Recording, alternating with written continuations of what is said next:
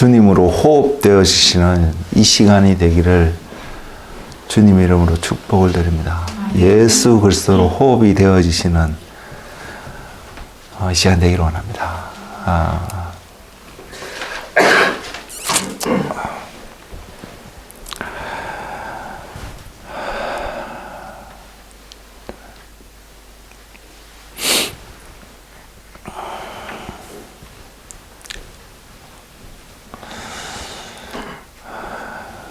기도하고 시작하겠습니다.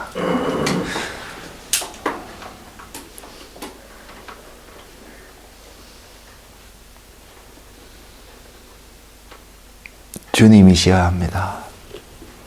주님의 음성이 들려지기를 원합니다.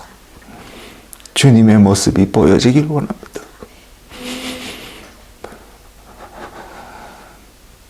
주님, 우리의 모습은 다 없어지고 오직 주님만이 이곳에서 한 사람 한 사람에게 사역하여 주시고 안수하여 주셔서 주님의 모습이 보여지고 주님의 마음이 느껴지고 주님의 생각이 담겨져서 주님의 아름다움이 우리 각자의 삶을 통하여서 반영되어지고 세상 가운데 비춰지는 그러한 삶의 통로자가 될 수 있도록 주님 이 시간 안수하여 주옵소서. 주님 말씀하여 주옵소서. 예수님의 이름으로 기도드렸습니다. 아멘.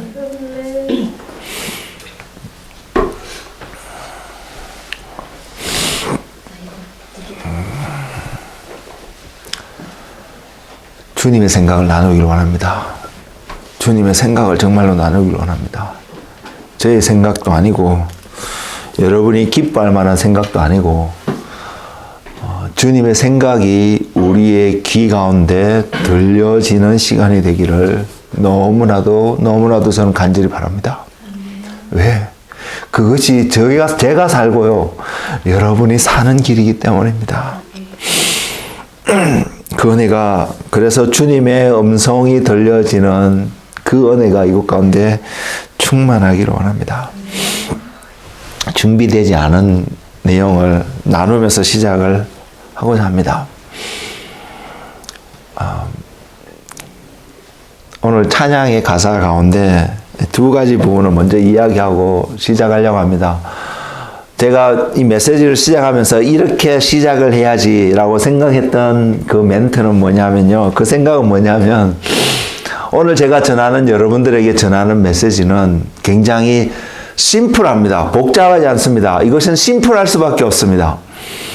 근데 굉장히 심오합니다. 제가 준비한 게 심오하다는 것이 아니라 이곳 하나님이 저에게 주신 하나님의 그 말씀 한 구절 자체가 너무나도 심오합니다. profound한 하나님의 메시지가 그곳에 들어있습니다. 그래서 저는 이것을 다 전달할 수 있는 능력이 없는 사람입니다.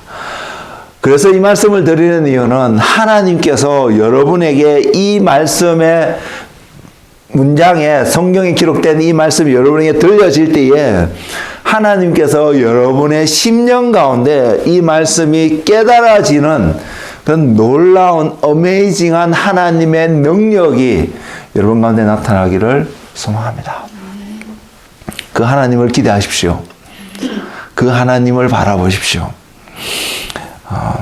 이제 그런 내용으로 멘트를 시작하고 하려고 생각을 하고 있었습니다. 그런 마음을 갖고 그것을 느껴지니까요. 제가 준비해 놓고도 이것을 준비하면서 그것이 계속 느껴지니까요. 그러나 오늘 찬양을 하면서 그 찬양의 가사를 보면서 찬양의 가사 하나하나가 저에게 그냥 확 꽂히는 그런 가사들이 좀 있습니다. 그 이야기를 먼저 하고 준비한 말씀을 좀 나누고자 합니다. My chains are gone. 우리를 감싸고 있는 체인이 없어지고 하나님께서 우리를 그 하나님의 속량 가운데 하나님의 나라 가운데 임하게 하신 그 은혜, 나 같은 죄인 살리신 그 은혜,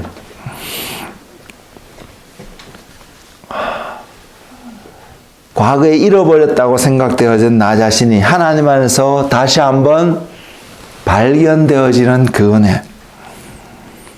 그 가사의 내용 하나하나가 이 가사를 작곡하고 작사한, 곡보다도 이 가사를 지은 이분, 지금 이름도 이름 정확히 기억이 안 나는데요. 이분의 마음이, 이분이 경험한 그 하나님이 너무나도 경험되어지는 모먼트였습니다. 저는 여러분에게도 동일한 은혜가 있기를 원합니다. 하나님이 여러분에게 무엇을 행하셨는데 그 행하신 그 내용이, 그 사건이, 그 이벤트가 저와 여러분을 얼마나 자유롭게 하고 저와 여러분을 얼마나 행복하게 하고 저와 여러분을 하나님 앞에서 춤출 수밖에 없도록 만들어주고 계시는 그 하나님이 경험되어지는 한 순간순간의 삶이 되시기를 주님의 이름으로 축복을 드립니다. 이것이 경험하기 위해서요, 저는 여러분에게 한 팁을 드리고자 합니다. 여러분이 기도해야 될 기도 제목이 뭐냐면 이것입니다. 하나님, 제 자신이, 나의 자아가 십자가에서 완전히 못 박여지는, 주님과 함께 죽어지는 존재가 되게 해주세요라고 여러분 끊임없이 기도할 수 있는 한 사람 한 사람이 되기를 원합니다. 그러면 여러분, 그래서 그 기도의 내용이 여러분에게 응답되어질 때마다, 그리고 여러분이 이 기도의 내용이 내 삶 속에서 응답되어지고 있다고 느껴질 때마다 여러분이 한 가지 깨닫게 되는 것이 분명히 있을 텐데, 그것이 뭐냐면 제가 이런 표현을 합니다. 여러분은 점점 더 주님이 바라보시는, 주님이 인정하시는 영적인 존재가 되어 갈 것입니다. 영적인 존재는 너무나 다양하겠습니다. 그리고 여러분이 경험되어 수 있는 영적인 세계, 우리가 지금 상상도 못하는 놀라운 영적인 세계가 여러분 안에 펼쳐 있습니다. 그러나 성경은 우리에게 권면합니다. 영이라고 다 믿지 말라라고 권면합니다. 어떻게 이것을 분별하고 어떻게 이것을 우리에게 맞는, 하나님이 우리에게 주시는 그 영을, 그 영적인 세계를 우리가 경험하고 갈 수 있을까? 그 일은 하나입니다. 여러분이 주님 안에서, 여러분 자신이 주님 안에서 발견되어져야 하고, 주님 안에 있다는 것은 여러분이 더 이상 존재하지 않는 어떠한 상태, 그 비잉의 모습이 여러분에서 확정되어질 때에 여러분에게 던져져 오는, 여러분에게 들려지는, 여러분이 보게 되는 모든 사물들이 영적인 의미로 여러분에게 다가올 수 있습니다. 그리고 하나님이 그것을 통해서 어떤 말씀을 하시는지 그 하나님을 충만하게 경험할 수 있기 때문입니다. 그래서 여러분이 그것을 기도하십시오.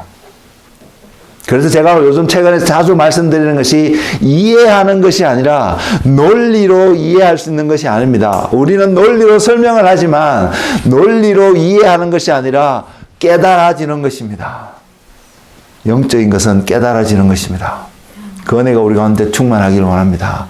그래서 여러분이 보고 듣고 경험하는 그 모든 것이 하나님께로부터 와서 여러분이 하나님을 아는 지식이 증가되어지고 하나님을 발견하는 그 통로들이 더 넓혀져서 하나님을 아는 은혜가 있기를 원합니다. 그리고 또 하나는요, 여러분이 하나님의 공의, 하나님의 사랑이라는 찬양을 마지막에 했는데, 우리가 하나님의 공이라고 들려질 때에 여러분 안에 하나님의 사랑이 깨달아지기를 원합니다. 반대로요, 하나님의 사랑이라고 들려질 때에 여러분 안에 하나님의 공의가 들려지기를 원합니다. 이것만 갖고도 하나의 이상의 메시지를 나눌 수 있는데, 이 말씀을 드리는 이유는요, 여러분이 진짜로 영적인 존재가 되기를 원하는 마음이 제 안에 있기 때문입니다. 여러분이 생각하고 있는 사랑이라는 그 개념, 많은 경우에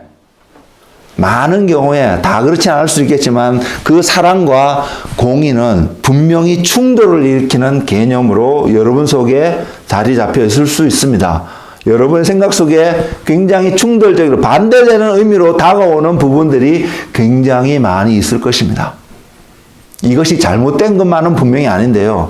여러분이 진짜 영적인 존재가 되어지면 사랑의 이야기를 듣고 있는데 그 사랑의 이야기가 여러분의 개념 속에서 알고 있는 관점 속에서 사랑으로 들려지는 것이 아니라 하나님의 공의의 이야기로 들려지는 그 귀가 열리기를 원합니다. 반대로요. 공의의 이야기를 듣고 있는데 하나님의 공의의 뜻을 이야기하고 그 공의에 대한 어떤 것을 설명 듣고 이야기를 듣고 있는데 그 공의를 들을 때마다 여러분에게 사랑이 느껴지고 사랑의 메시지로 들려지는 은혜가 여러분 가운데 충만하기를 원합니다. 이것이 깨달아진다고 표현해야겠지요. 제가 막 이해되어지면 이런 표현을 하려고 했는데 깨달아질 때 여러분은 진짜로 영적인 것이 무엇인지를 더 구체적으로 경험하고 깨닫고 분별할 수 있는 능력이 여러분 가운데 분명히 발생하게 될 것입니다. 분명히 반대되는 개념인 것 같은데 하나인 것을요. 공의를 듣는데 사랑을 보게 되고요. 사랑을 듣는데 공의를 보게 되는 은혜가 여러분 가운데 충만하기를 주의 이름으로 권면을 드립니다. 오늘 제가 여러분들과 함께 나누기 위해서 준비한 말씀의 제목을요. 뭐라고 붙였냐면 하나님을 만나는 사람이라고 제목을 붙였습니다. 그리고 말씀은요. 잠언서 8장 17절입니다. 잠언서 8장 17절입니다.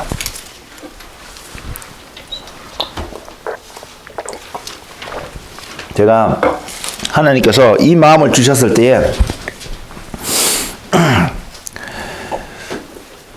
이 말씀을 주셨을 때 제 안에 처음에 들었던 생각은 뭐냐면 이 말씀이 예레미야서에 있지 않겠나 이런 생각하고 예레미야서를 찾아보려고 생각을 했는데 말씀을 찾다 보니까 이 말씀은 예레미야서에서 있는 말씀이 아니라 잠언서에 있는 말씀입니다. 여러분 잠언이라 그러면 여러분 안에 드는 기본적인 생각들이 있습니다. 저도 마찬가지고요. 어쩌면 우리의 잠언서에 대한 어떤 선입견적인 생각들이 있을 텐데 그 한 생각은 잠언은 성경이 어떤 다른 책들보다도 지혜에 대해서 이야기하고 있는 책이라고 생각을 하고 있습니다.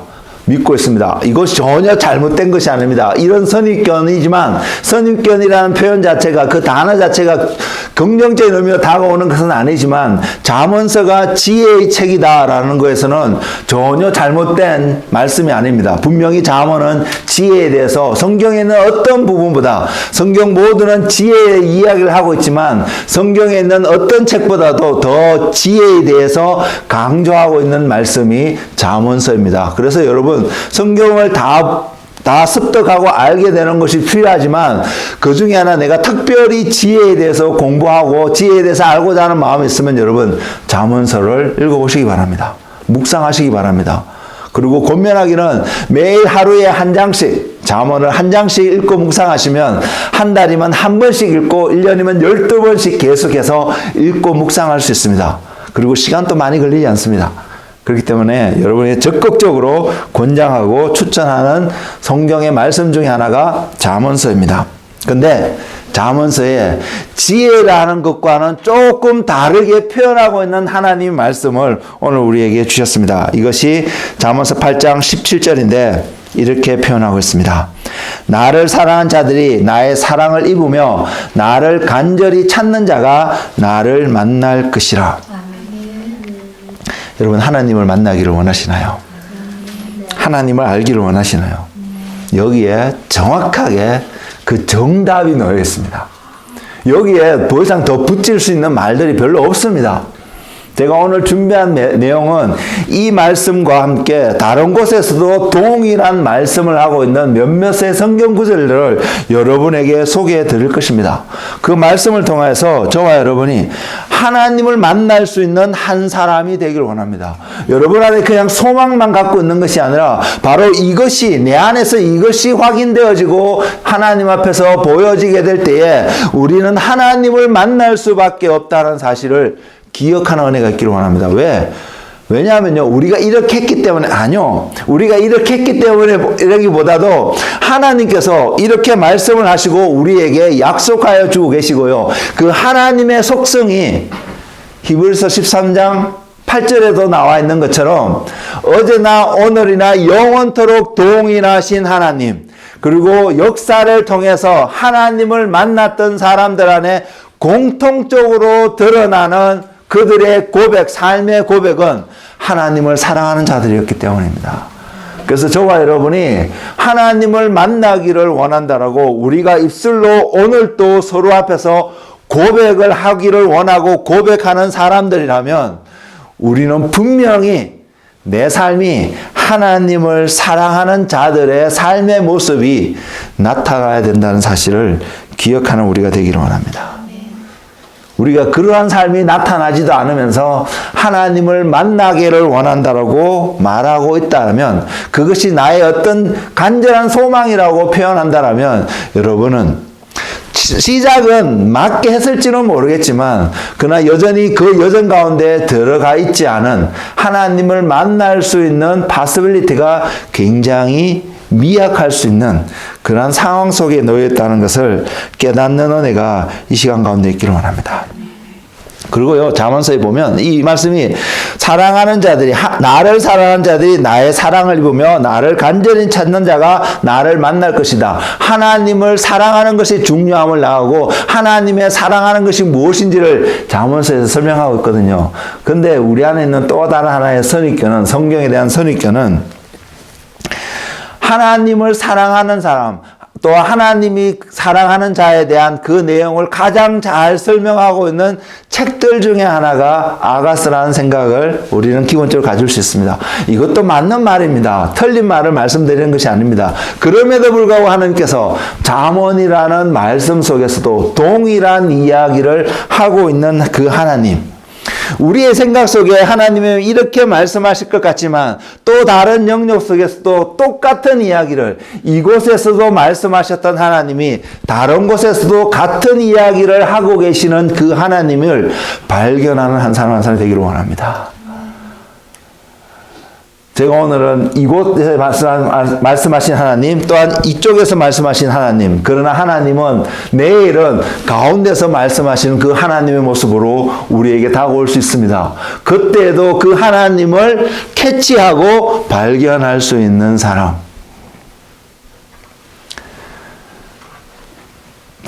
타미 테너라는 목사님이 책을 2권을 지은 걸 제가 읽었는데요. 그 한 권의 책은 하나님을 사랑하는, 하나님을 펄수하는 어떤 사람의 그 모습을 나오고, 또 하나는 그 하나님을 캐칭하는 어떤 사람의 모습을 나오는 책이 있는데, 여러분 기회 되시면 그 책도 한번 읽어보시길 바라고요. 하나님의 사랑을 받는 위치에도 또 있지만 우리는 하나님을, 그 사랑을, 하나님을 체이싱하는 어떠한 사람이 되기를 원하는 마음이 성경에 나와 있고요. 그것이 우리로 하여금 하나님을 사랑하는 수밖에 없는, 하나님을 사랑하는 우리의 삶이 하나님을 체이싱할 수밖에 없는 그 은혜의 자리로 부르고 있음을 우리가 깨닫고 그 하나님을 사랑하는 자리에 저와 여러분이 분명히 나아갈 수 있는 그런 한 사람이 되기를 소망합니다.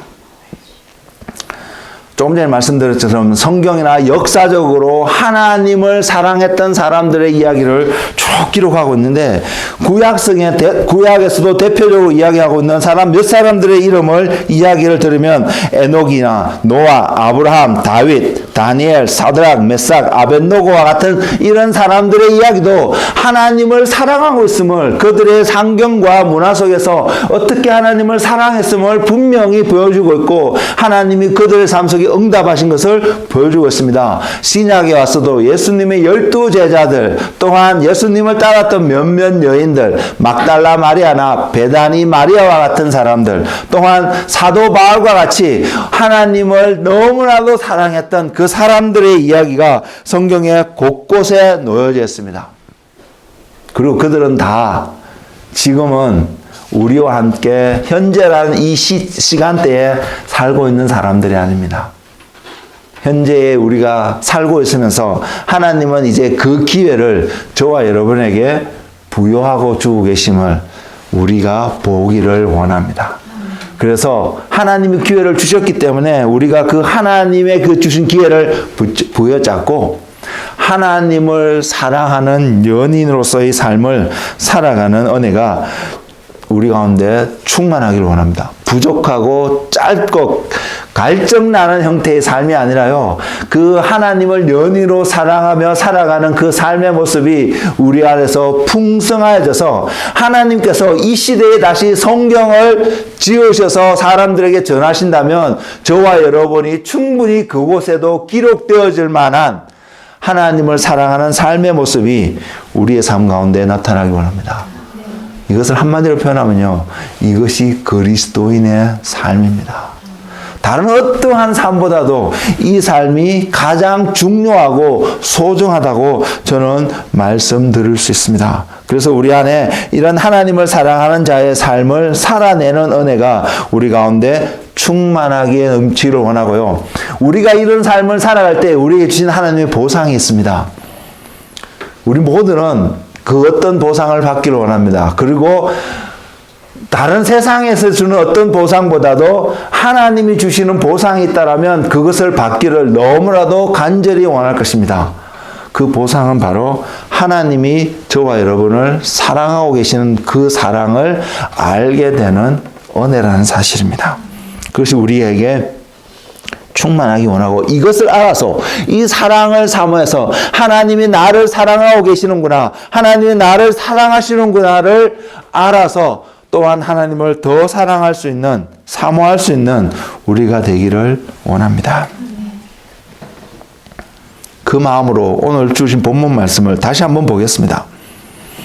나를 사랑하는 자들이 나의 사랑을 입으며 나를 간절히 찾는 자가 나를 만날 것이라. 제가 오늘 말씀을 시작하기 전에 영적인 것에 대해서 살짝 나눴는데요. 자, 오늘 우리에게 주어진 이 본문 말씀, 이 말씀을 가만히 읽고요, 우리의 논리로 이 말씀을 좀 분석한다고 표현할까요? 우리의 논리로 이 말씀을 이해하려고 가만히 보면 하나님의 사랑을 입기 위해서, 하나님을 만나기 위해서 우리가 먼저 무엇을 해야 되는 것처럼 들려진다는 사실입니다. 나를 사랑하는 자들이 나의 사랑을 입는다고요.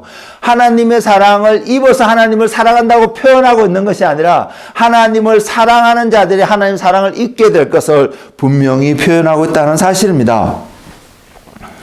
먼저는 여러분이 깨닫기 원하는 이 사랑요, 이 사랑은 우리가 생각하는 사랑과 우리가 조금 경험해서 알고 있는 사랑, 심지어는 부모님이 자녀를 사랑하고 있다는 그 사랑하고도 너무나 비교가 될 수 없는 하나님의 사랑인 것을 여러분 기억하시길 원하고요. 그러면서 모든 사람을 사랑하신다는, 특별히 지난주에도 말씀드렸는 요한복음 3장 16절에 나와 있는 모든 사람을 사랑하셔서, 세상을 사랑하셔서 독생자를 주셨던 이 사랑하고도 조금 구별이 되어지고 있음을 깨달는 은혜가 있기를 원합니다.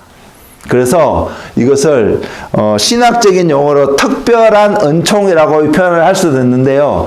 영어로 표현을 하자면 favor이라고 표현할 수 있습니다. 하나님의 특별한 호의가 부어질 수 있는 한 사람 한 사람이 되기를 저는 여러분 너무 소망합니다.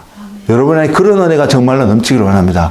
선인이든 악인이든 상관없이 모두에게 비를 주시는 하나님만을 바라보는 것이 아니라, 그런 하나님만을 경험하는 것이 아니라 특별하게 하나님이 찾아오시고 특별하게 어떤 사람에게 나타나셔서 하나님의 계획들을 알려주시고 하나님의 마음을 부어주시고 하나님의 생각을 나누어 줄 수 있는 바로 그 한 사람.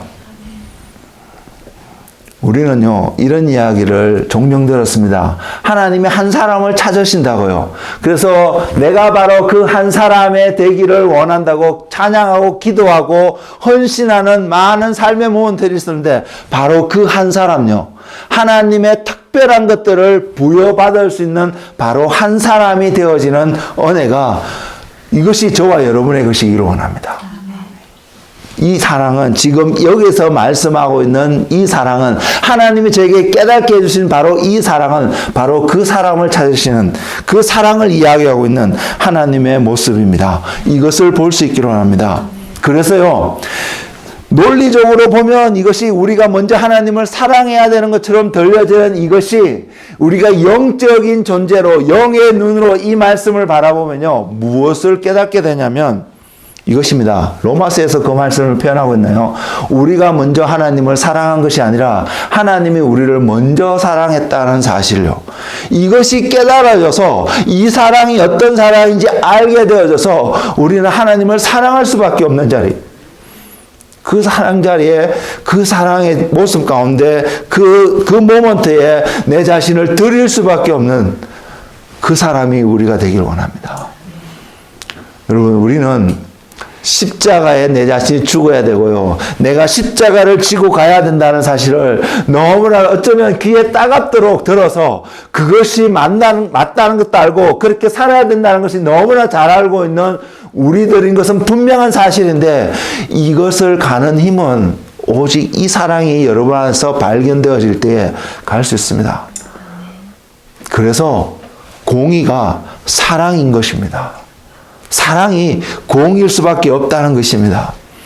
그 모든 것이 보여진 것이 주님의 십자가이라는 사실을 정확하게 깨달아지고 여러분 가운데 너무나도 확연하게 확정되어져서 하나님, 제가 다른 거 다 버려도 하나님을 얻을 수 있다면 제가 그 자리에 가겠습니다. 하나님 그곳에 가겠습니다. 지금의 나의 모습 속으로는 말은 이렇게 하는데 삶이 안 되는 이 답답한 속에 있어서 하나님 앞에 나와서 기도할 수밖에 없는 안타까움과 간절함이 여러분 속에 현재 발견되어진다 할지라도요. 그래서 말씀이 말하는 그 온전한 상태 가운데 내가 놓여있지 않는 모습이 발견되어진다 할지라도 하나님 앞에 와서 그것을 기도하는 우리가 되기를 원합니다. 그러면 주님이 여러분을 바꿔가실 것입니다. 주님이 여러분을 변화시켜 갈 것입니다. 하나님의 말씀이 성령이 기억하시죠? 에베소서 3장 16절인가요? 성령으로 말미암아 너희 속사람을 능력으로 강건케 하시오며 이것은 우리가 속사람이 능력으로 강건케 되는 것은 나뉘면서 기적을 행하고 하나님의 초자연 지색을 보여주는 것만을 이야기하고 있는 것이 아니라는 사실을요. 우리 자신이 그 하나님을 향한 사랑 때문에 하나님이 우리에게 먼저 사랑함으로 보여주신 그 하나님을 향한 사랑 때문에 드려질 때에 십자가의 길을 주님과 함께 갈 수 있다는 거죠. 그 능력의 사랑이 우리 가운데 있기를 원합니다. 동일하게 예수님도 그 사랑 때문에 우리를 위해서 십자가의 길을 침묵하시며 갈 수 있었습니다. 그 사랑이 우리 안에 있을 때마다 그것이 있는 만큼 저와 여러분은요, 한 가지 일을 합니다. 침묵하실 것입니다. 그런 은혜가 우리 가운데 있기를 원합니다. 그래서 우리는 하나님의 말씀 앞에서 스스로 나에게 이런 질문을 던져보기를 원합니다. 나는 하나님을 사랑하는 자인가요? 여러분은 하나님을 사랑하는 자인가요? 여러분이 하나님을 사랑한다면 여러분 하나님 앞에 무엇을 보임으로 하나님 제가 하나님을 사랑하고 있지 않습니까? 라고 말씀할 수 있을까요?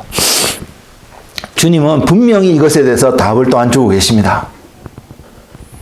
우리는 하나님 앞에 와서 하나님 어떻게 하면 하나님의 사랑을 입을 수 있을까요? 하나님의 사랑을 얻기를 원하고 하나님을 만나기를 원합니다고 어쩌면 오랫동안 기도해 왔을 수 있습니다.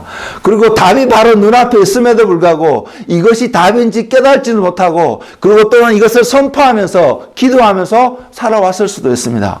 그것이 하나님을 사랑하는 자가 하나님의 사랑을 입으며 하나님을 찾는 자가 하나님을 만날 것이라고 잠언서뿐만 아니라 주님도 말씀을 하셨고요.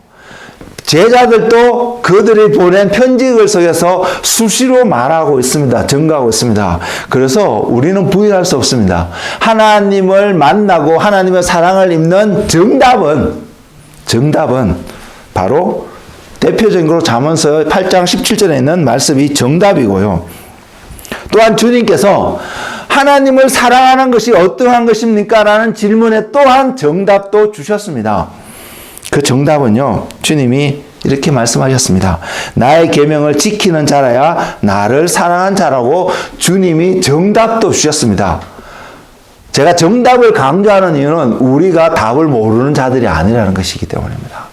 답을 몰라서 헤매고 있는 것이 아니기 때문입니다. 그래서 우리가 이 답이 내 것이 되기 위해서 우리가 접근해야 되는 방법이 다른 곳에 있음이 여러분 안에 깨달으시길 원합니다.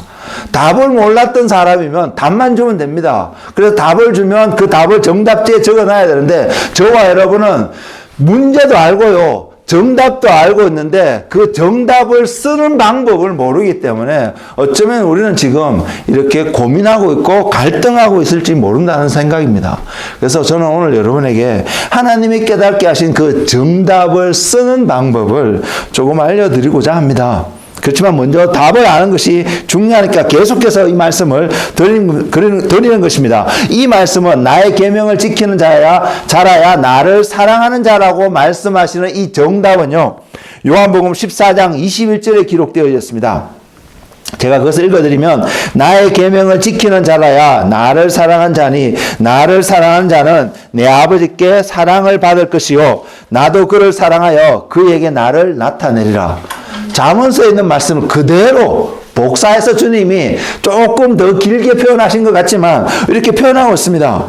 계명을 지키는 자라야 나를 사랑하는 자니 나를 사랑하는 자가 나의 사랑을 입는다라고 잠언서에 말하고 있는데 자, 계명을 지키는 것이 주님을 사랑하는 것임을 주님이 정답으로 분명히 말씀하고 계십니다. 그리고 나를 사랑하는 자는 주님을 사랑하는 자는 하나님 아버지의 사랑을 받을 것을 분명히 주님이 약속하고 계시며 하나님께서 그 사람을 사랑하기 때문에 주님 또한 그 사람을 사랑하여서 무엇을 하냐면 나타내실 것을 말하고 있습니다. 주님이 지금 이곳 가운데 나타나시면 저와 여러분에게 그것을 설명하는 최고의 가장 짧은 한 단어 이것입니다. 나는 주님을 만났습니다. 그거 말고 다른 표현이 더 정확한 표현이 있을까요? 없습니다. 나는 주님을 만났습니다. 어떻게 해요? 주님이 여러분 앞에 주님 자신을 드러내실 때예요. 근데 오늘 지금 요한복음 14장 21절의 말씀은 주님이 어떤 상태가 되면 우리에게 자신을 드러내실 것인지를 분명하게 보여주고 있습니다. 그래서 우리는 하나님을 못 만난 수는 있는데 하나님을 만나는 방법, 정답이 무엇인지를 모르는 사람은 아니라는 것입니다. 정답은 알고 있습니다. 그리고요, 예수님이 12제자를 사랑하셨습니다. 맞겠죠? 분명히 사랑하셨겠죠? 그리고요, 예수님께서 성경에 뭐라고 그러냐면 이 제자들을 사랑하시는데 끝까지 특별하게 정말로 주님이 끝까지 사랑하셨다고 표현하면서 나오는 한 장면이 제자들의 발을 씻기는 장면입니다. 거기에는 가룟 유다도 있었습니다. 가룟 유다는 주님의 원수라고 표현할 수도 있고요. 주님께서도 이 자는 태어나지 않았던 것이 이 사람에게 더 좋았을 수 있다라고 탄식했던 주님의 모습도 성경에 기록은 하고 있습니다만은 어쨌든 이 자도 주님의 제자였고 주님이 그 모든 것을 다 아시면서도 이 자의 발을 씻기신 주님의 사랑이 요한복음에 분명히 기록하고 있는데요. 이것을 말씀드리고자 하는 것이 아니라 이렇게 주님께서 사랑했던 12제자 가운데 특별하게 주님이 사랑하셨던 또 한 제자가 있습니다. 12제자 중에 한 명. 그리고 이 제자를 기록하고 있는데 뭐라고 하냐면 주님의 사랑을 입은 한 제자라고 분명히 기록하고 있습니다. 사랑하는 자, 주님이 사랑하시는 자라고 분명히 표현하고 있거든요. 그것이 그 표현이 요한복음 21장인가로 표현되어 있는데요. 그 제자의 이름이 사도 요한입니다. 그 사도 요한이 또한 이 하나님을 사랑하는 것, 하나님을 계명을 지키는 것이 어떤 것인지에 대해서 그가 사람들에게 보낸 후대에 또한 그 이후에 사람들에게 보낸 그의 편지글 속에서도 분명히 표현하고 있는데 그 중에 하나가 요한일서 4장 8절의 말씀입니다. 뭐라고 표현하냐면 사랑하지 아니하는 자는 하나님을 알지 못하나니 이는 하나님은 사랑이심이라. 성경에요, 하나님이 사랑이라는 표현이 그렇게 많이 나타나는 표현이 아닙니다. 그럼에도 불구하고 굉장히 자주 많이 나타나는 성경의 한 말씀 중에 하나가 사도 요한이 보낸 편지글 속에서 이 표현이 참 많이 나타납니다. 그것만 보아도 사도 요한은 누구보다도 하나님이 사랑이심을 많이 보고 경험한 그 사람인 것을 알 수 있는데, 그래서 표현을 많이 하고 있습니다. 근데 사도 요한이 표현하기를 하나님을 알지 못하는 그 사람은 하나님을 사랑할 수 없음을 분명히 말하고 있습니다. 그래서 하나님을 아는 것이 하나님을 사랑하는 것이고, 왜냐하면 하나님을 안다고 말하는 그것이 하나님이 사랑이시기 때문에 표현하고 있는 것입니다.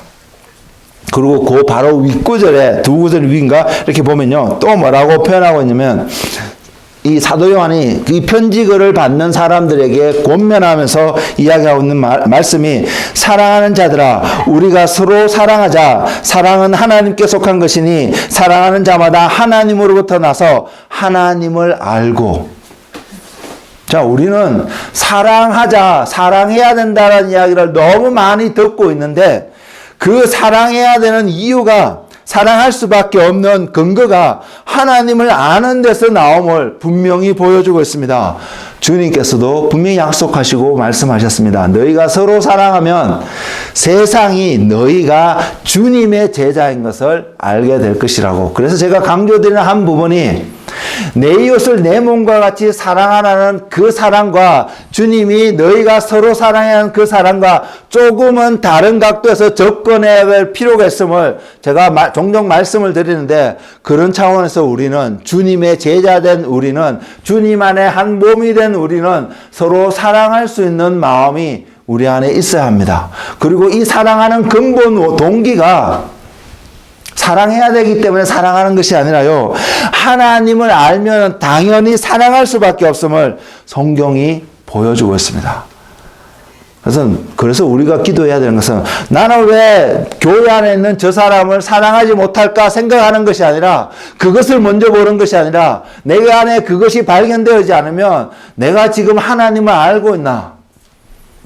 내가 하나님을 알고 있는, 내가 경험하고 있는 하나님, 내가 듣고 있는 하나님의 음성, 내가 보고 있는 하나님의 음성, 내가 만나고 있다고 표현하는 그 하나님이 진짜 내가 만나야 될 참 하나님을 내가 만나고 있는가가 점검되어지면요, 그래서 여러분이 참 하나님을 만나시게 되면, 살아계신 그 하나님을 알게 되면, 여러분은 여러분 몸 안에서, 주님 안에서 한 몸이 된 형제 자매를 사랑할 수밖에 없다는 것을요, 그 사람에게 들려드는 소위 참송하는 메시지들이 여러분은 그게 귀를 기울이지 않을 것입니다. 사랑은 그것을 받아들이지 않습니다. 사랑하면 절대로 받지 않습니다. 이 사랑이 부족하니까 그 참소하는 메시지를 듣고 우리는 넘어가는 경우들이 발견하기 때문입니다. 그러면 우리는 깨달아야 합니다. 그런 이야기는 얼마든지 우리 삶 속에 들려올 수 있습니다. 왜? 사단이 가장 잘하는 이야기가, 그의 주특기가 바로 그것이거든요. 거짓, 사실이 아닌, 또는 왜곡해서, 부풀려서, 거짓처럼 그럴듯하게 우리에게 들려줘서 그것을 먼저 믿게끔 만드는 것이 사단의 역할이거든요. 근데 하나님을 알고 그래서 사랑 가운데 머무는 그 사람은요, 넉넉히 그 사단의 계략을 파괴할 수 있습니다. 우리는 그런 사람이 되기를 원합니다. 그래서 하나님을 아는 것이 너무나도 소중합니다. 하나님을 아는 자리에 가는 것이 너무나 소중하고, 하나님을 만나는 자리에 가는 것이 너무나도 소중한 것을 여러분 깨닫기를 원합니다. 사랑하는 자가 하나님을 안다고 분명히 증거하고 있는 하나님의 말씀. 정답이 우리에게 필요한 것은요, 우리의 삶 속에서 뭔가 온전히 정답대로 되어지지 않는다고 느껴질 때에 우리가 돌아가야 될 기준점이기 때문입니다. 돌아갈 줄을 모르면, 돌아가고자 하는 생각이 없으면 여러분이 아는 정답은 더 이상 여러분에게 역사하지 않습니다. 그래서 넘어질 수 있습니다. 넘어지는 것이 두려워할 이유는 분명히 없습니다. 이것이 우리에게 굉장히 두려움을 두고 우리를 하여금 부끄럽게 만드는 건 사실이지만 그러나 이것을 두려워할 필요가 없습니다. 왜? 정답을 알기 때문에요. 우리는 정답 가운데로 돌아가면 되고요. 또한 돌아갈 수 있는 길조차도 하나님께서 완벽하게 저와 여러분 앞에 문을 열어놨기 때문입니다. 그래서 그것을 그대로 믿고 적용하고 나아가면 우리는 이렇게 떨어진 길 가운데 있더라도요. 우리는 어느 순간 바로 이 정답 가운데 서서 그 정답이 내 삶 속에서 적용되어지는 그 삶을 살아가는 그 은혜 가운데 있음을 발견하게 될 것이기 때문입니다. 저는 이런 은혜 가운데, 이런 페이블 가운데 살아가는 우리 공동체가 되기를 너무 소망합니다. 요한복음 1장 3절에 보면 또한 이렇게 표현하고 있습니다. 우리가 그의 계명을 지키면 이로써 우리가 그를 아는 줄 알 것이요. 예수님이 하신 말씀과 동일한 말씀을 사도 요한이 또한 말하고 있습니다. 결국 주님을 아는 것이 주님을 사랑하는 것이고요. 그리고 주님을 사랑한다는 표현이 우리 자신은 주님의 말씀을 계명을 지키고 있는 것을 분명히 보여주고 있다는 것이죠. 그리고 이 계명을 통해서 주님은 이 계명을 지켜가는 사람들에게 주님 자신을 계시하여 주고 계심을 우리는 분명히 알고 있습니다. 자, 그러면 우리는 한 가지 결론을 내릴 수 있습니다. 내가 하나님을 만나기를 원하면 계명을 지키는 자리에 가야 되고 그 계명이 무엇인지를 아는 자리에 가야 합니다. 여러분 지금 그 자리에 하루하루 더 나아가고 있습니까? 이것이 우리에게 충만하기를 원합니다. 이것이요, 말씀을 읽는 자리, 말씀을 듣는 자리, 뭐 기도하는 자리, 여러 가지 모습으로 여러분 앞에 놓여질 수 있는데 이것을 하셔야 된다고 표를 들고 싶은 것이 아니라 하나님의 계명을 지키고 하나님 앞에 나가서 하나님이 여러분에게 하나님을 계시할 수 있는 여러 가지 통로들을 우리에게 이미 주셨습니다. 문제는 여러분이 그 통로라고 믿으시는 그 통로 가운데 여러분 서 있고 그 통로로 여러분 지금 걸어가고 계신가요? 행함이 있냐고요? 그것이 없으면서 그것이 필요한데 그것이 이루어지지 않으면서 하나님을 만나기를 바라고 있다라면 여러분 지금 말씀과 어게인스트 되고 여러분의 마음과 모순되는 바람과 모순되는 여러분의 삶을 보이고 있지 않을까요? 이것이 분별되어지는 은혜가 있기를 원합니다.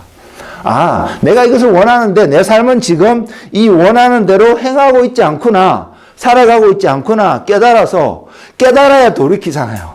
깨닫지 못하는데 어떻게 돌이키겠습니까?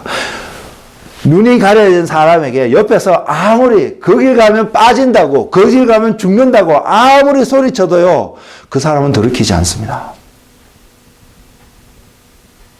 여러분이 아무리 훌륭한 분의 메시지를 듣는다 할지라도요, 여러분이 눈이 가려져 있으면 여러분이 왜 돌이켜야 되는 것은 여러분이거든요. 그래서 여러분의 눈이 가려져 있으면 여러분 돌이킬 수가 없습니다. 그래서 여러분이 기도해야 될 것은 하나님 눈을 열어주세요. 하나님 왜 다메섹 도상에서 사도 바울을 만나서 그의 눈의 비늘을 벗겨주셨는지 깨닫는 은혜가 있기를 원합니다. 그래서 나도 이게 필요하구나 하나님. 그래서 예수님이 메시아라는 거, 지금 저와 여러분은 사도 바울의 입장에서 보면요, 어메이징한 레벨레이션이었습니다. 예수님이 메시아라는 사실. 근데 우리에게는 사도 바울이 충격으로 받았던 그 놀라운 그 레벨레이션, 그 계시가 우리에게는 그만큼 다가오지 않을 것입니다. 왜? 너무나 오랫동안 이야기를 들어왔고 너무나 당연스럽게 들려졌던 한 메시지이기 때문에요. 근데 사도 바울은 우리가 상상도 못하는 충격 가운데 이 메시지를 받았을 거라고 저는 느껴집니다. 그리고 그의 삶이 완전히 180도로 바뀔 수밖에 없는 그 임팩트를 주는 메시지가 다른 것이 아니었거든요. 천국을 본 것이 아니고요. 하나님의 놀라운 슈퍼 초자연적인 것을 경험한 것이 아니라, 물론 그가 다메섹 도상에서 경험한 그 예수님의 음성은 초자연적으로 그만 들었거든요. 다른 사람이 빛이 비친 것까지는 보았는데 아무도 그것이 주님의 음성인 줄 같이 간 사람은 깨닫지 못했거든요. 혼자만 주님의 음성인 걸 깨닫고 그 결과가 그리스도가 메시아였다는 사실을 알게 된 사실이요. 저와 여러분 삶 속에서도 예수 그리스도가 나의 메시아였다는 사실이 확연하게 깨달아지는 눈에 비늘이 벗겨지는 그 은혜가 있기를 원합니다. 그러면 여러분 무엇이 영적인 삶인지 무엇이 하나님이 주시는 영적인 메시지인지 우리가 혼란스럽고 혼동했고 갈등했던 많은 것들이 한 번에 풀어지는 은혜가 있을 것입니다. 똑같은 삶인데 똑같은 모습인데 어떤 사람은 영적인 사람이 되고요. 어떤 사람은 육적인 사람이 되는 이 차이를 여러분이 느끼게 되고 경험하게 될 것이라는 것을 말씀드리는 것입니다. 그것을 보는 은혜가 그 눈이 깨어져서 그래서요 우리가 하나님을 사랑할 수밖에 없는 하나님을 감격해하고 그분을 예배하는 자리에 갈 수밖에 없는 우리가 육신을 갖고 이 땅에 살아가지만 그래서 우리 육신 때문에 자꾸 넘어지는 우리의 모습이 너무나 싫은 이런 모습들이 우리 안에 나타나지만 그러나 이 육신을 가지고 영적인 삶을 살아가게끔 인도하고 계신 그 주님이 보여지고 깨달아지고 동행되어지는 은혜가 우리의 은혜가 있기를 주의 이름으로 권면을 드립니다. 이 영적인 세계를 들어가는 비밀이 오늘 말씀 속에도 있습니다. 제가 어떻게 하면 정답을 모른다고 말씀드리지 않았잖아요. 정답은 알고 있는데 어떻게 하면 그 정답 가운데 들어갈 수 있는지 어떻게 하면 하나님을 사랑하는 자리에 갈 수 있는지 그것을 말씀드린다고 표현을 드렸는데 이것이 성경에 기록하고 있는 말씀을 제가 여러분에게 전달 드릴 것입니다. 그래서 우리는 질문해 보아야 합니다. 내 자신에게. 나는 지금 하나님을 만나고 계신가? 나는 지금 하나님을 만나고 있나? 여러분은 지금 하나님을 만나고 계신가요? 다시 바꿔볼까요? 여러분 지금 하나님을 사랑하고 계신가요? 하나님께서요, 사사시대에 정말로 놀라운 일을 하나 행하셨습니다. 어떤 일을 행하셨냐면 사무엘이라는 선지자를 준비하셔서 왕정시대로 들어갈 수 있는 그 길을 만드는 통로로 하나님이 삼으셨는데 제가 놀라운 일은 사무엘이 어떤 일이 놀라웠다는 것을 말씀드리는 게 아니고요. 이 놀라운 일을 행하시는 일을 말씀드리는데 사무엘이 준비되어지고 사무엘이 등장하게 된 배경이 되는 사건을 여러분 말씀을 아신 분은 좀 기억하실 것입니다. 하나님이 누구를 통해서 이 일을 하셨냐면 물론 사무엘의 어머니는 한나입니다. 아기를 갖지 못하는 그 한나가 매년 하나님께 제사 드리러 가는 그 가족이 함께하는 그 제사 가운데서 하나님 앞에 그것을 간구하고 계실 때에 하나님이 한나에게 응답을 주심으로 태어난 아이가 사무엘입니다. 근데 이 사무엘이 응답을 주시게 된 첫 번째 통로가 누구냐면 엘리 제사장이었습니다. 당시의 제사장이었습니다.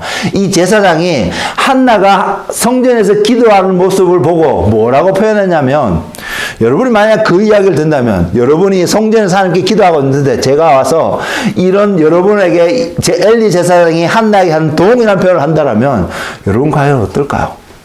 그 표현은 뭐냐면 제발 좀 술 그만 먹고 술 취하지 말라고 정신 좀 차려서 생활하라고 그런 표현을 했던 것입니다. 근데 한나가 뭐라고 대답을 하냐면 내가 술 취해서 이렇게 하고 있는 것이 아니라 내 마음이 너무나도 힘들고 어려워서 하나님께 이 마음을 쏟아내고 있는데 이것이 술 취한 자와 같은 모습이었다는 것이죠. 말이 입 밖에 나오지도 않았습니다. 근데 그 모습이 어땠든 간에 당시에 엘리 제사장의 눈에는 하나님께 자기의 마음을 쏟아놓고 있는 기도하는 그 여인의 모습이 술 취하는 자의 모습으로 보였다는 것이죠. 여러분이 그 이야기를 들으면 여러분 마음이 어떨까요? 그죠? 그 제사장을 통하여서 준비시켰던 인물이 사무엘입니다. 그것만 끝난 것이 아닙니다. 사무엘이 그래서 한나가 하나님께 기도하기를 하나님께서 내게 아들을 주시면 그가 어릴 때부터 하나님께 다시 돌려드리겠다고 소원을 하면서 낳게 된 아이가 사무엘이거든요. 그래서 사무엘이 젖을 떼게 되니까 아마 지금 충성이 나이쯤 되어가는 그 시점쯤 되는 것 같습니다. 그때에 하나님 앞에 드립니다. 그래서 데리고 간 것이 엘리 제사장 밑이었습니다. 두 분은 하실 수 있겠어요? 엘리 제사장 밑으로 갔습니다. 자, 제가 엘리 제사장이라고 표현하니까 여러분 우리는 이런 생각을 가질 수 있습니다. 내용을 모르는 사람들 같으면 어쩌면 윤지자매는 그렇게 생각할 수 있을 것 같은데 굉장히 훌륭한 제사장 밑에서 배움을 입었겠구나 라고 생각할 수 있습니다. 그러나 그 내용을 보면 전혀 그렇지 않습니다. 학문적으로 신학적으로 오늘 이 시대에 대다수의 신학자고 목회자고 다 동의하는 한 부분이 뭐냐면요. 성경에 기록된 많은 제사장 중에 가장 타락하고 가장 형편없는 제사장 중에 한 명이 엘리 제사장이었다라고 공통적으로 인정합니다. 하나님 말씀에서도 그렇게 인정할 수밖에 없는 표현을 하고 있습니다. 하나님께서 선지자를 보내서 이 제사장의 엘리 제사장을 심판하실 것을 사무엘상 2장에서 기록하고 있는데요. 그 결론의 말씀이 30절인데 이렇습니다. 그러므로 이스라엘 하나님 나 여호와가 말하노라 내가 전에 내 집과 내 조상의 집이 내 앞에서 영원히 행하리라 하였으나 이제 나 여호와가 말하노니 결단코 그렇게 하지 아니하리라. 하나님이 물론 엘리 제사장에게 직접적으로 약속하신 약속이 아닙니다. 아론을 통해서 약속되어진 어떤 약속을 엘리 제사장에게 메시지를 보내면서 하나님께서 뒤집는 어떤 것을 보여주시는데 여호와가 말하는 결단코 그렇게 하지 아니하리라. 나를 존중히 여기는 자를 내가 존중히 여기고 나를 멸시하는 자를 내가 경멸하리라. 그 일이 지금 엘리 제사장 집에 일어나거든요. 구체적으로 그 일이 언제 일어난 것은 솔로몬 왕 시대에 일어나고 있는데 그것이 열왕기상 2장 20절에 나와 있는데요. 뭐라고 하냐면 아비아달을 쫓아내어 여호와의 제사장 직분을 파면하니 여호와께서 실로에게 엘리의 집에 대하여 하신 말씀을 응하게 함이더라. 성경에 분명히 사무엘서 2장 30절에 말씀하신 그 하나님의 말씀이 솔로몬이 왕권을 잡던 그 시대에 어떠한 사건을 통하여서 이 말씀이 응했다는 것을 사람의 이야기가 아니라 하나님이 증명하고 계십니다.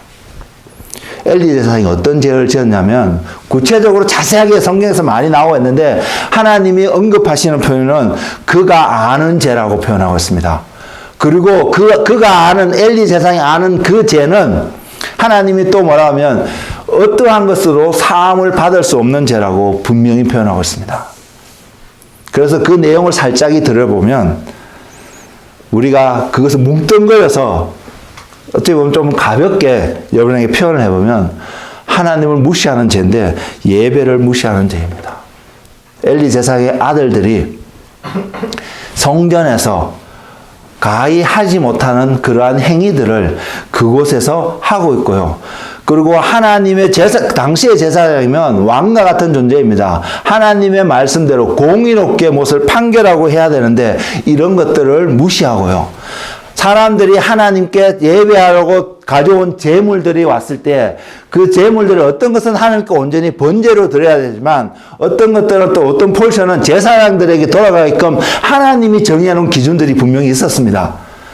그것 때문에 제사장들이 그 제물을 취할 수 있는 권리가 있는데 하나님께 먼저 드리기 전에 이 제사장이 사람을 보내서 엘리의 두 아들이 사람을 보내서 먼저 좋은 것들을 자기를 위해서 취하는 장면들을 성경에 기록하고 있습니다. 이런 모든 것들을 통틀어서 한마디로 오늘날 우리 언어로 표현하면요. 예배를 무시하는 사람의 태도입니다. 자, 우리가 이런 질문을 스스로에 던지면 우리는 하나님의 예배를 무시하고 있을까요? 무시하고 있지 않을까요? 이렇게 질문을 던지면 우리는 좀 헷갈릴 수도 있습니다. 무엇이 하나님을 무시하지 않는 예배자의 태도고 어떻게 하면 하나님을 무시하는 예배자의 태도일까? 혼란스러울 수 있는데 거기에는 하나님이 또 더 구체적으로 알려주시면 또 나누기를 하고요.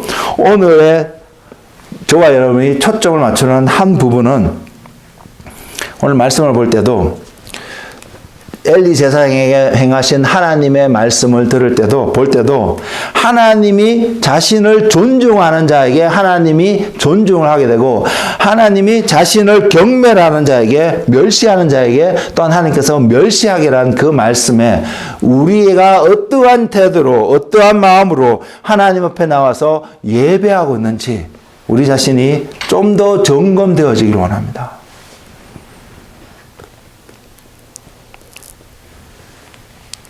어떠한 삶이 주님을 존중하는 삶일까요? 이것을 생각해 보면 깨달을 수 있지 않을까요?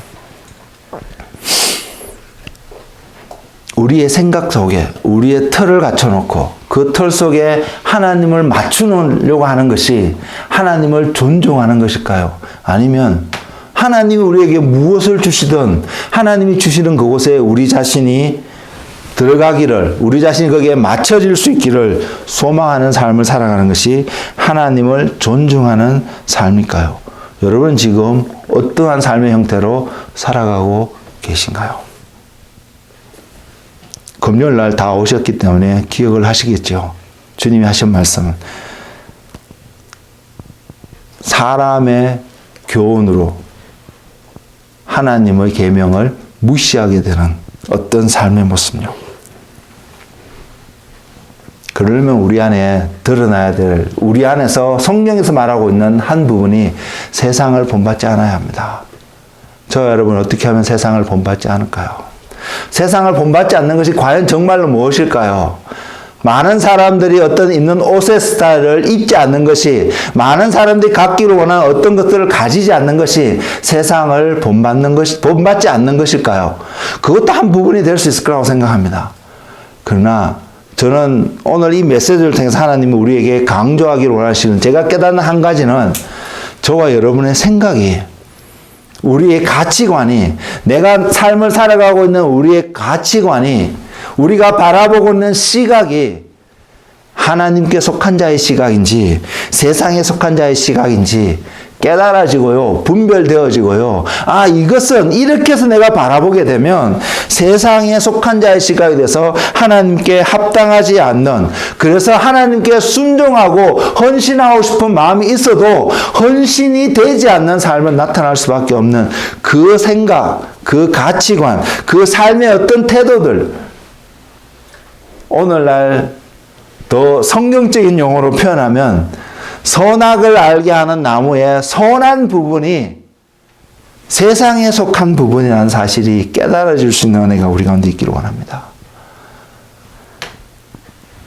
우리는 선악과라고 생각하면 악한 것이라고 많이 생각을 하는데 맞습니다. 그것은 그 자체가 악한 것입니다. 근데 선악과를 선악을 알게 한 나무의 한 부분 악하지만 우리에게 선하게 보이는 선 그것이 세상에 속한 것이기 때문입니다. 하나님께 속한 것이 아니기 때문입니다.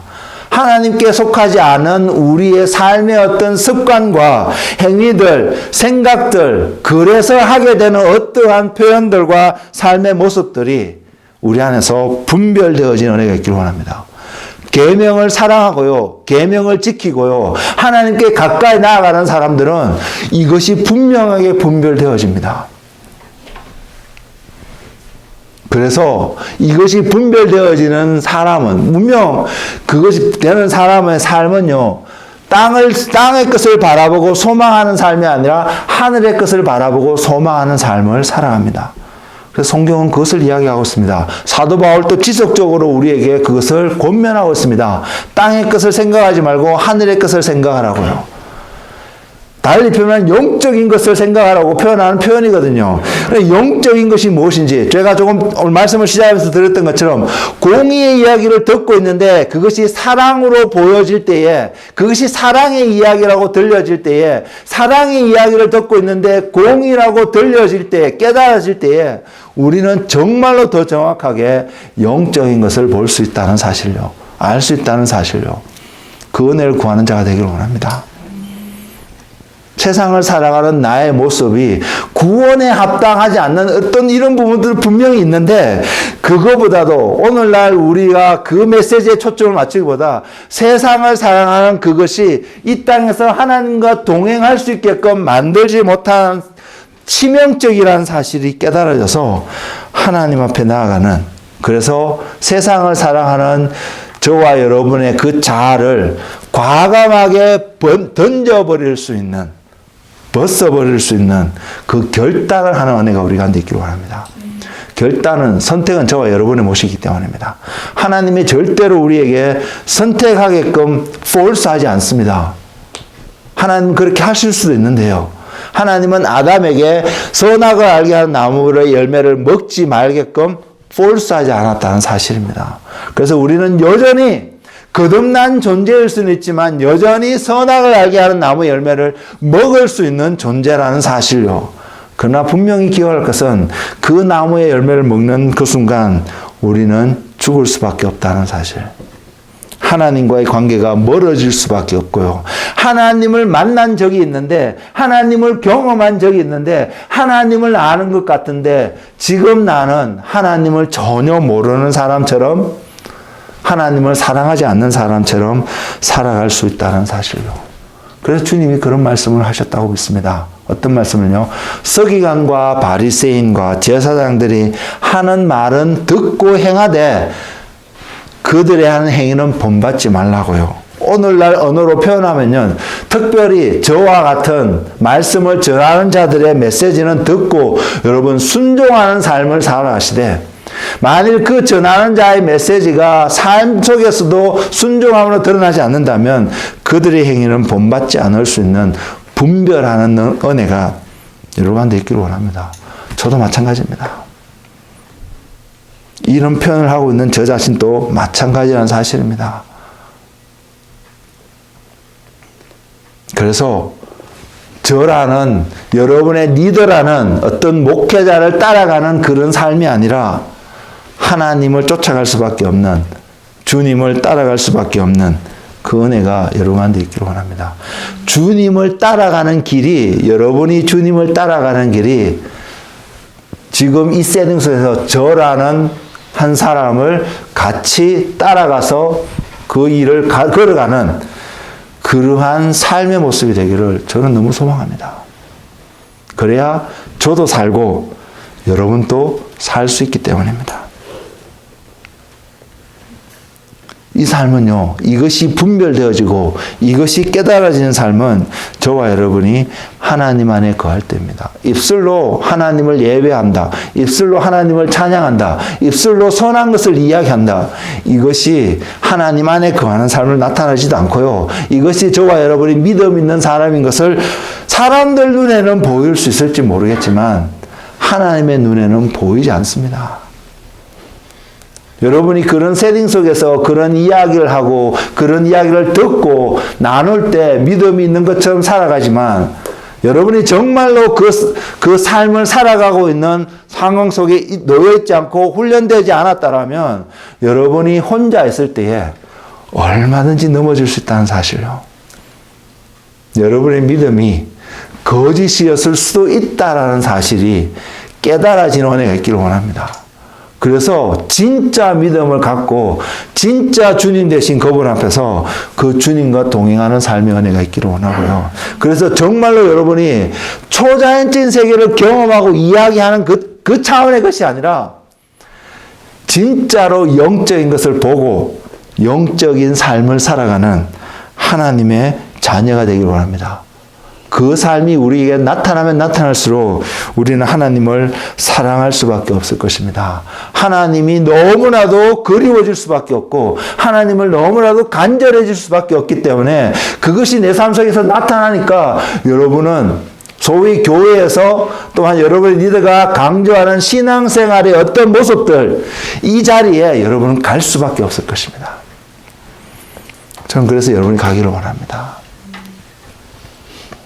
성경을 읽느라 수고를 참 많이 했는데 이제는요, 그런 사울의 수고가 아니라 하나님을 사랑하고 하나님을 더 알고자 하는 마음에 내 시간을 떼어서 하나님을 아는 자리에 오늘 또 나아갈 수 있는 은혜가 있기를 원합니다.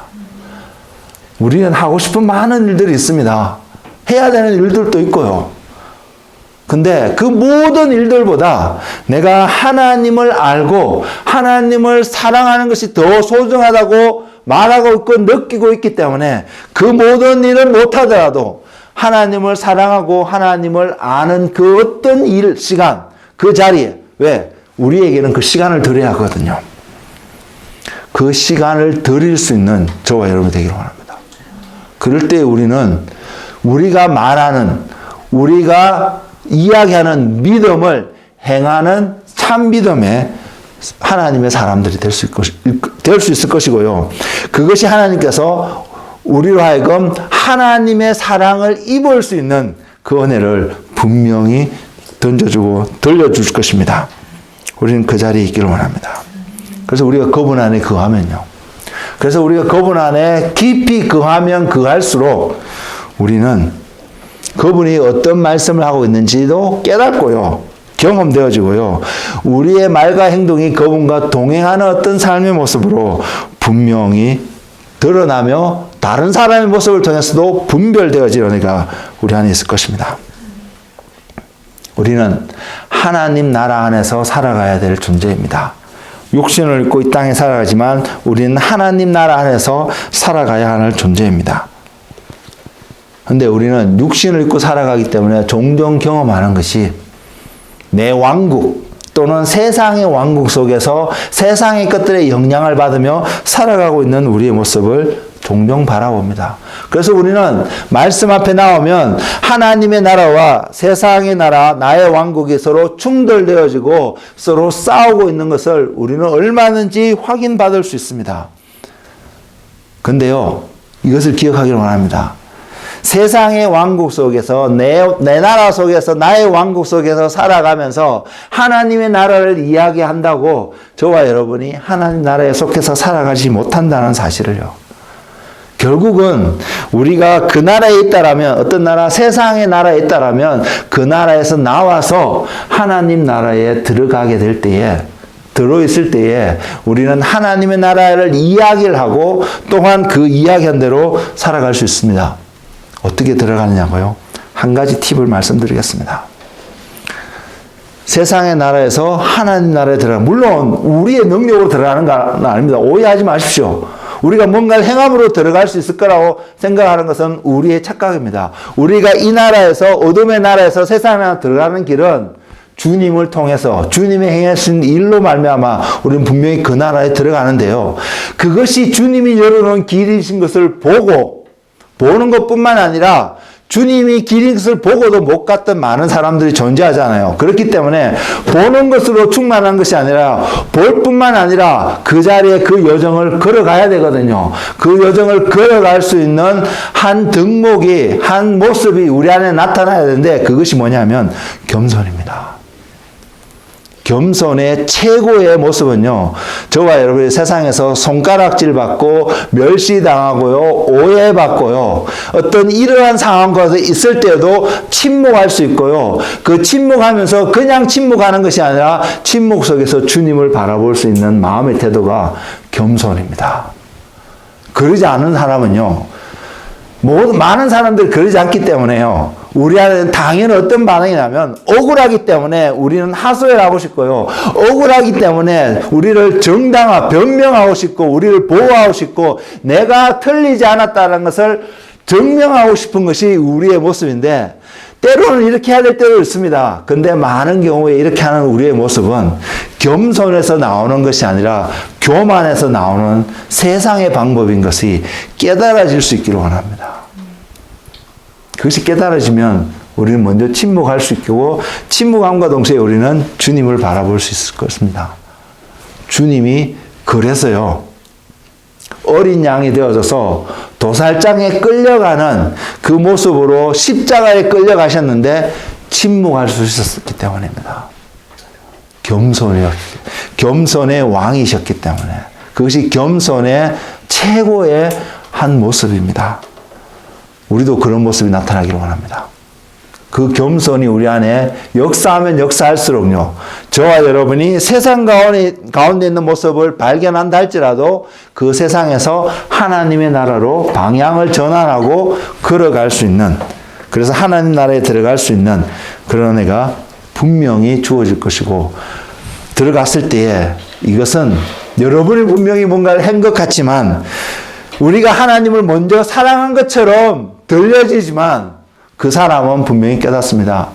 하나님의 사랑이, 나를 먼저 사랑하신 그 하나님의 사랑이 우리가 아직 죄인 되었을 때에 우리를 사랑하사 우리에게 자기의 생명을 내어주신 그분의 사랑이 나로 하여금 하나님의 나라에, 하나님의 영광을 맛보는 자리에, 주님을 얻는 자리에, 나는 없고 더 이상 예수 그리스도로 살아갈 수 있는 바로 그 자리에 있게 되었다는 사실이요. 그래서 우리는요, 자기의 유익을 구하는 것이 아니라, 고린도서 13장에 나오는 표현인데, 사랑장을 하고 나오는 그 표현에 자기의 유익을 구하지 않는다고 말하고 있는데, 그 자기의 유익은 타인의 유익도 아닙니다. 내 유익을 구하지 않기 때문에 다른 사람의 유익을 구하는 삶이 사랑인 것, 이것도 사랑의 한 표현이긴 맞는데, 여기서 궁극적으로 이야기하고 있는 사랑은요, 나의 유익을 구하지 않는 반대라는 것은 하나님의 유익을 구하는 자입니다. 하나님의 것을 먼저 구하는 자입니다. 하나님의 것이 먼저 세워지는 자입니다. 이웃을 사랑하기 이전에 하나님을 먼저 사랑하는 자입니다. 그리고 그 사랑이 우리로 하여금 우리 주변을 주님과 함께 몸된 사람을 사랑하게 만들어질 때에 우리는 하나님을 사랑할 뿐만 아니라 하나님이 말씀하시는 바로 그 계명을 온전히 지키는 자가 될 것입니다. 이 은혜가 저와 여러분 가운데 충만하기를 원합니다.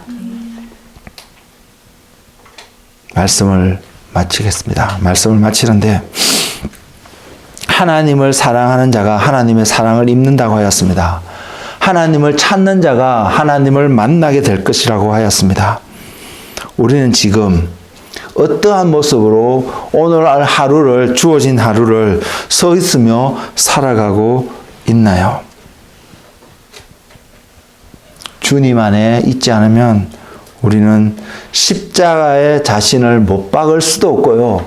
말로 아무리 잘 표현한다 할지라도 그렇게 살 수가 없고요. 주님 안에 있지 않으면 우리는 주님과 함께 죽을 뿐만 아니라 주님과 함께 부활하지 못합니다. 주님과 함께 죽는 것으로 끝나도 안 됩니다. 저는 여러분이 주님과 함께 죽었다는 것으로 만족하고 머물기를 원하지 않습니다. 주님은 그렇게 하지 않으셨습니다. 주님은 죽으셨을 뿐만 아니라 주님은 부활하셨습니다. 우리의 소망은 죽는 것에도 있지만 우리의 소망은 죽음을 통해서 주님과 함께 다시 부활하는 자입니다. 이것이 궁극적인 우리의 소망입니다. 십자가를 통해서 부활을 보지 못한다면, 십자가를 통해서 고난만 보고 죽음만 본다면 여러분은 온전히 그 레이스를 마무리하지 못할 것입니다. 그래서 우리는 오늘 십자가를 통해서 주님 안에서 죽어야 되는 나 자신을 볼 뿐만 아니라 주님 안에서 부활해야 되는 나 자신, 그것이 실제입니다.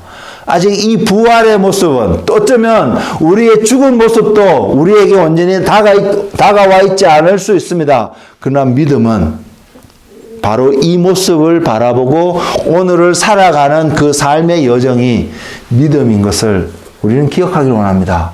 그래서 그 믿음의 여정을 걸어가는 한 분 한 분 되셔서 하나님의 사랑을 입고 하나님의 특별한 페이버를 입어서 하나님의 자녀답게 살아가는, 이 땅에서 세상 가운데 속해서 살아가고 있는 모습 같지만 하나님께 속하여서 하나님의 영광을 위해서 오늘 하루도 하나님을 추구하며 살아가는, 주님과 동행하시는 한 분 한 분이 되시길 예수 그리스도 이름으로 축복을 드립니다. 기도하겠습니다. 주님, 우리는 오늘 어떠한 모습으로 주님의 말씀 앞에 나와 있나요? 주님, 우리는 어떠한 모습으로 주님 앞에 나와서 예배한다고 우리 자신을 표현하고 있나요? 성령님,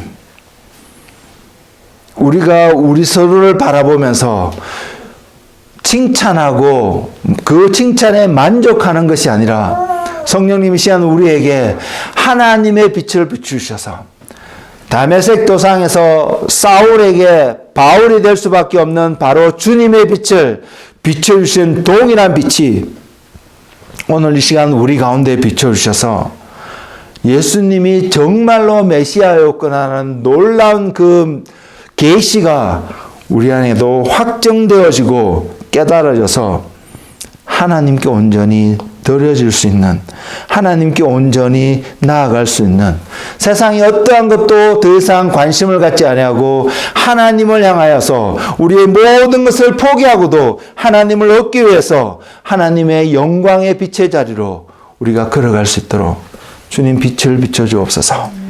주님 우리의 눈을 열어주시옵소서. 우리의 마음을 부드럽게 하시고 나약하게 하셔서 낮추셔서 주님 그 주님의 마음으로 나아가고 주님의 마음을 깨닫는, 주님께 기쁨으로 순종할 수밖에 없는 믿음의 사람이 되게 하옵소서. 그래서 주님을 만나는 사람이 되게 하여 주시옵소서. 주님의 사랑을 입은 자가 되게 하여 주시옵소서. 주님, 그래서 영적인 사람이 되기를 원하고 주님이 거하시는 처소가 되어진, 그래서 지어져 가는 그런 하나님의 사람이 되기를 소망합니다. 주님, 하늘문을 활짝 열으셔서 주님 그것을 소망하시는 한 사람 한 사람에게 주님 안수하여 주시고 그 마음을 변화시켜 주셔서 하나님을 보게 하시며 하나님을 깨닫게 하시고 하나님의 선하시고 온전하신 뜻이 무엇인지 분별되어져서 하나님을 사랑하고 계명을 지키고 하나님께 순종의 삶을 살아가는 한 사람 한 사람 되도록 주님 인도하여 주옵소서. 그래서 주님을 사랑하는 또 한 사람의 성경에 기록될 만한 한 사람이 될 수 있도록 주님 인도하여 주옵소서. 예수님 이름으로 기도드렸습니다.